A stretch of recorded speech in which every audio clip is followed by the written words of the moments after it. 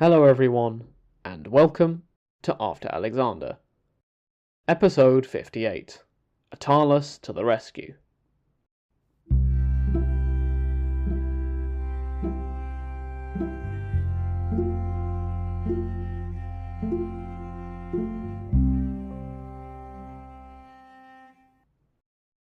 Anatolia has undergone a sea change with the defeat of Seleucus II and his inability to cross back over the Taurus Mountains to re-establish authority. Today, we'll see if the reality is the same as the dream Antiochus Hierax was probably expecting. Once Seleucus II was defeated, Anatolia sank into chaos. The might of the Galatians is noted by Bevan as capable of helping someone shake off a throne, but building one up using them was more of a challenge. Hierax essentially marched around Anatolia working what seems to me to be a lot like a protection racket. However, he was also under threat from the same Galatians he was working with. He sometimes ran away from them and sought refuge in cities like Magnesia. He alternated between fighting them and fighting alongside them. So, the picture we've got here seems to me to be one of Antiochus Hierax biting off more than he can chew. The Anatolian Greeks wanted a saviour, and there are two players on the Hellenistic stage who are pushing back against all of this. Firstly, there's the Ptolemaic Empire in Egypt, which held the Galatians back from their own cities. On one occasion, they actually also sent a force to aid Hierax when he fell out with his Galatian soldiers. However, it is the second individual we should focus our attention on. This is Attalus I of Pergamon. He was the cousin and adoptive son of Eumenes I, and had become king after Eumenes' death in 241/240 BCE. According to Bevan, Livy mentions that Attalus did not bow down to the Galatians and beat them in battle. There are reports of his driving them away, and a conflict is mentioned at Pergamos. Justinus supposedly places the conflict just after Ancyra in terms of our chronology, when the winners were still collecting themselves. However, Bevan is doubtful if this is the case, if Justinus even meant Ancyra based on the wording of his text. The fight propelled Pergamon to glory.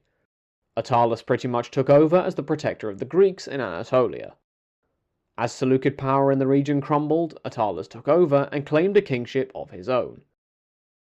The Hellenistic cities probably cheered this shift on, and cities such as Ilion became friendly to him.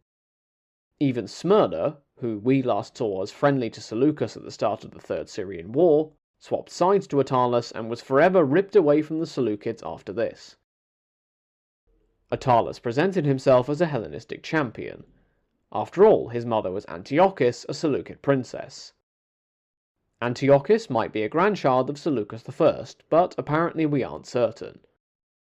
I recall that we mentioned Antiochus as the daughter of Achaeus the Elder in episode 53, making Attalus I the grandson of Achaeus and the great-grandson of Seleucus I.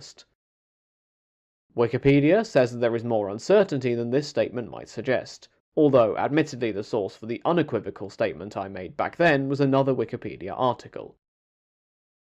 Anyway, this connection also makes Laodicea I and Laodicea II his aunts, as per the genealogy of the descendants of Achaeus we discussed in previous episodes. Attalus I chose a woman called Apollonis to be his bride, who was the daughter of a commoner in Cyzicus. Many centuries in the future from our narrative, we see this phenomenon happen again in the Greek-speaking world. Romanos II, the Roman emperor between 959 and 963, married the 18-year-old daughter of an innkeeper from the Peloponnese called Theophano. She was apparently beautiful and had ambition of her own. Romanos had previously been married to the daughter of Hugh of Arles, but after she died he had scorned the choice of his father Constantine VII for his second bride. The point I'm making is that we don't just see royalty marrying royalty. The phenomenon of Attalus I marrying a commoner is reflected in later centuries. Attalus and Apollonius had 4 sons together, called Eumenes, Attalus, Philotirus, and Athenyrus. The eldest two would be the future kings Eumenes II and Attalus II. I find it interesting that the names of his cousin and his granduncle Philotirus are both honoured in the names of Attalus' sons. Conversely, Athenyrus is not a name that has come up previously in the Attalid family tree. The Attalid family was shown as being calm and wholesome in contrast to other dynasties around them. Anyway, back to Seleukid geopolitics. Antiochus and Seleucus may have agreed to a split realm. Hierax had to be happy with being ruler in Anatolia, although, as we've seen, that seems pretty nominal in terms of his level of control, while Seleukos retreated back east. According to Grainger, Seleucus focused on the east to make it seem as though the same arrangement held as before the war. I suppose changing the message is one way of saving face after your brother has given you a bloody nose. Just pretend that nothing has changed. Next time, we will turn our attention eastwards along with Seleucus II. In the meantime, thank you all for listening. Feel free to get in touch with us at the show's email address for any questions, comments, or topic suggestions for future Tangent episodes. Until next time, have a great week, everyone.